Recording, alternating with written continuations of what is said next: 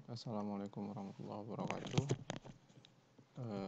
Kali ini saya mencoba menjelaskan contoh kasus dari beban merata dan beban segitiga plus beban poin ya atau beban titik. Baik, di sini kita lihat ada beban segitiga Q1 dengan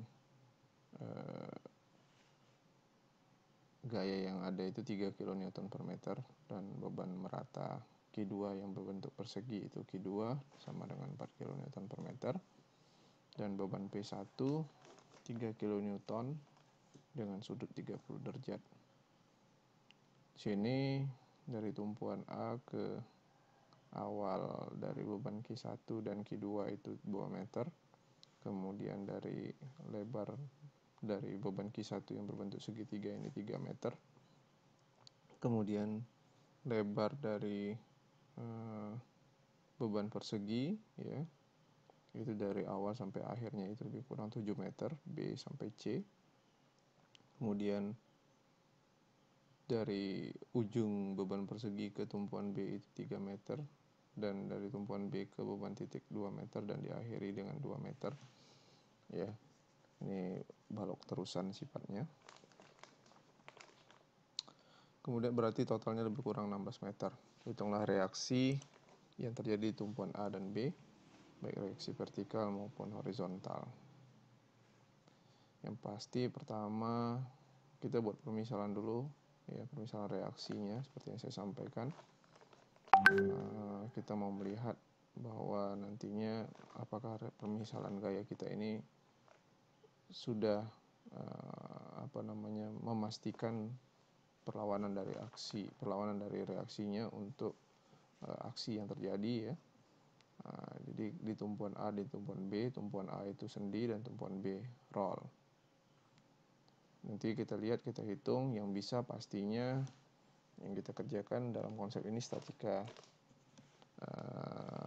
tertentu, di mana gayanya yang tidak diketahui kecil sama dengan 3. Berarti kita hitung di RAP, di tumpuan A ada RAP dan RAH, ada vertikal dan horizontal. Kemudian di tumpuan B ada vertikal, ya kan? Ada vertikal. Saya permisalkan RAP itu arahnya ke atas ya, RBP begitu juga, dan RAH menuju tumpuannya.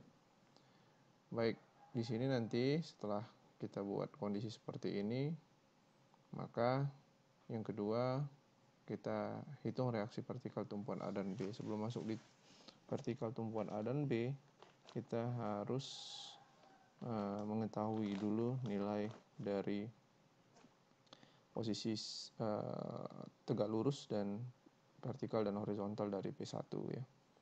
Seperti yang saya bilang, momen itu akan mendapatkan hasil jika pengaliannya gaya tegak lurus bidang dikalikan jaraknya ke tumpuan mana yang kita tuju gitu ya. Berarti kita harus mengambil nilai sin sebagai nilai vertikalnya dan nilai cos sebagai nilai horizontalnya. Ini dia 1,5 kN dan 2,59 kN dari sudut 30 derajat dengan P1 nya 3 kN.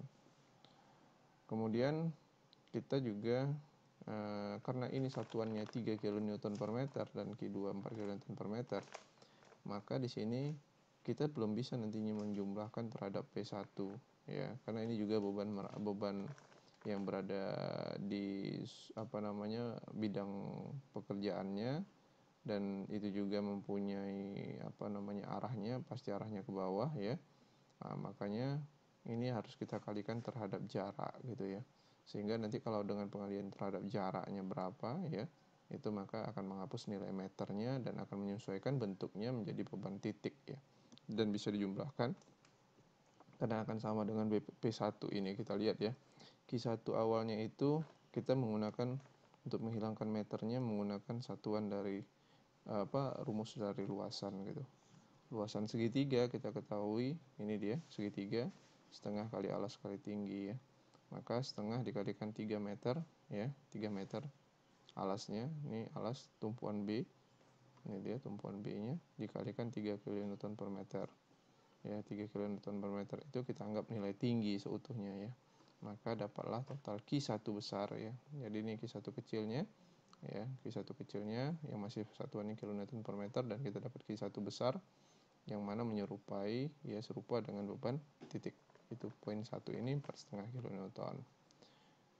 Nantinya begitu juga yang di bawah itu kita pakai rumus luasan persegi panjang ya. Nah, berarti tingginya itu kita anggap nilai Q2 4 kN per meter, dan alasnya kita anggap itu B tambah C, yaitu 7 meter. Nih, B ke C 7 meter. Maka totalnya sama dengan 28 kN ya. Setelah kita hitung nantinya, ini akan berubah kan satuannya, yang awalnya menjadi per meter menjadi beban titik. Di mana letak beban titiknya? Letak beban titiknya itu kita ambil dari konsep aturan titik berat gitu. Aturan titik berat segitiga dari kondisi tertinggi menuju terendah itu terletak 1/3 L-nya, dan dari kondisi terendah menuju tertinggi 2/3 L-nya. Berarti posisi Q1-nya itu sebenarnya yang menjadi beban titiknya itu di antara 1/3 L dan 2/3 L ya. Kemudian untuk Q2 di mana letak titik beratnya, yaitu biasanya di tengah ya, setengah L dan setengah L. Ini jangan lupa. Berarti nanti kalau misalnya kita lihat pergerakannya ke kiri, maka kita gunakan 1/3 L dan 2/3 L untuk yang ke kanan. Kalau untuk Q2 sama-sama setengah ya.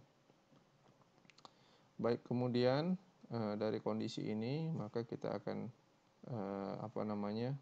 masukkan ke dalam hitungan reaksi vertikal di tumpuan A dan tumpuan B. Kita berawal bekerja dari sigma momen A.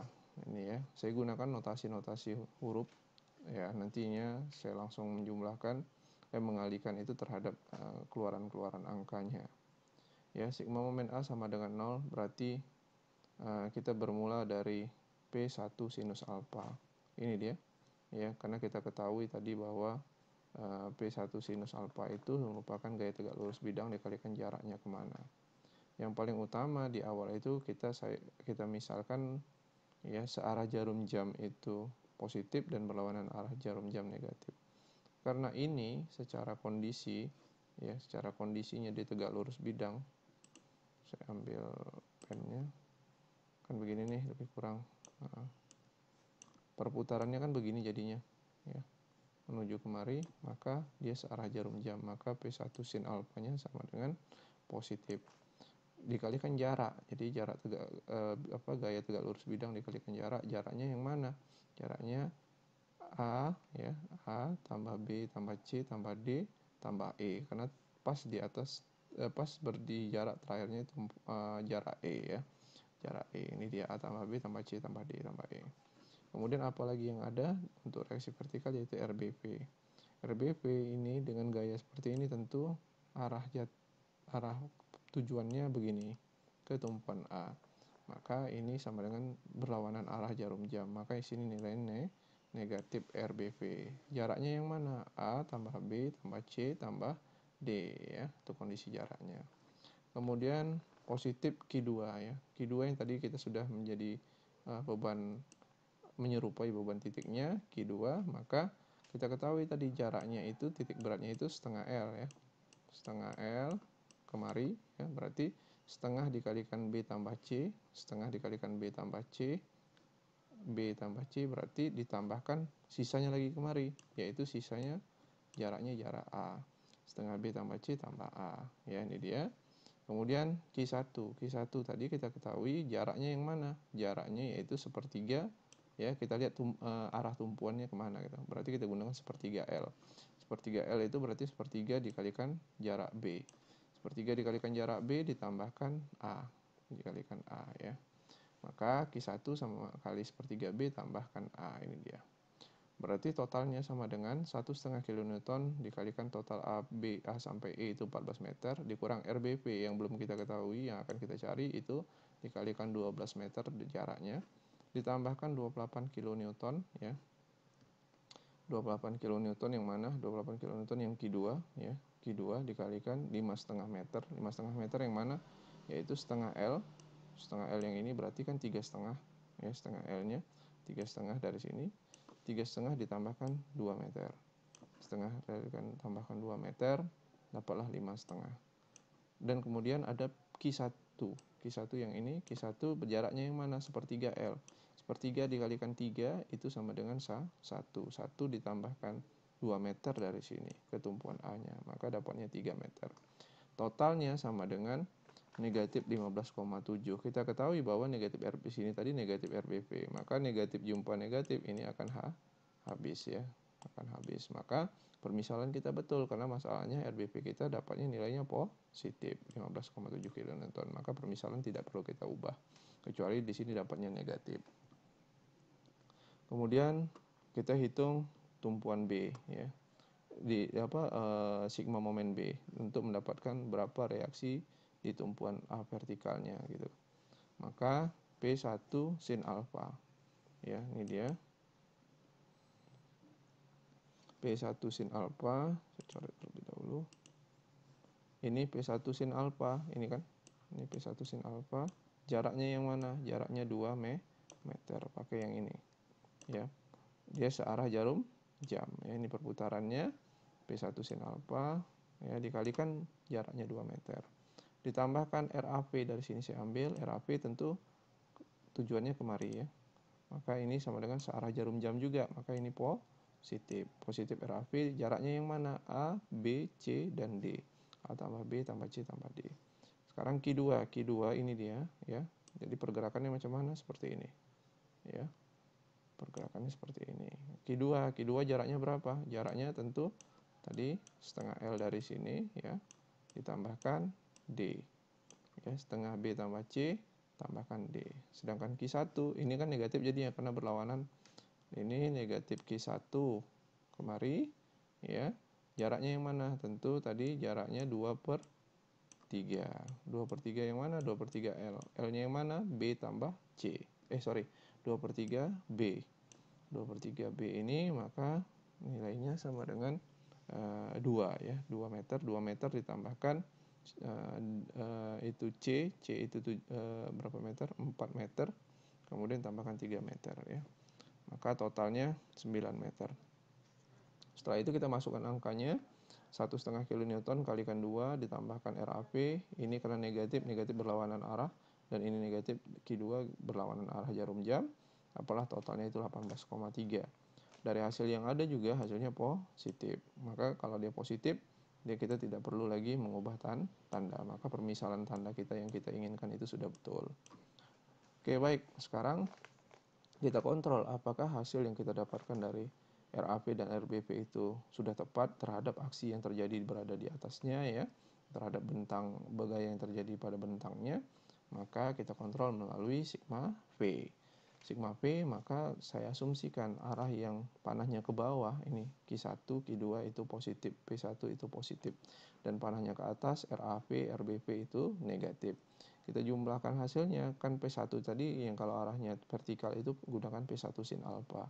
Ini dia angkanya dan terakhir dapatnya 0. Maka RAV dan RBP kita sudah betul ya. RAV dan RBP kita sudah betul. Kemudian kita mencari dulu horizontal. Horizontalnya ada nggak nilainya? Horizontal rupanya ada, keluar dari nilai P1 karena uraian dari gaya dari sudut 30 derajat. Asumsi saya arah panah menuju tumpuan seperti ini positif. Berarti kan ini jatuhnya cenderung begini. Ya kan, cenderung begini arahnya jadinya. Menuju kemari. Jadi ada perlawanan dari RAH. RAH dikurang P1 cos alfa. RAH sama dengan P1 cos alfa. Karena nilainya sudah positif, maka permisalan tanda kita di RAH sudah betul. Baik, itu dia mengenai masalah beban merata dan beban segitiga sampai hitungan sigma P dan sigma H. Kita lanjutkan nanti kembali terkait dengan tumpuan jepit dan gaya-gaya dalam ya, untuk menggambar gaya dalam. Terima kasih atas perhatiannya. Assalamualaikum warahmatullahi wabarakatuh.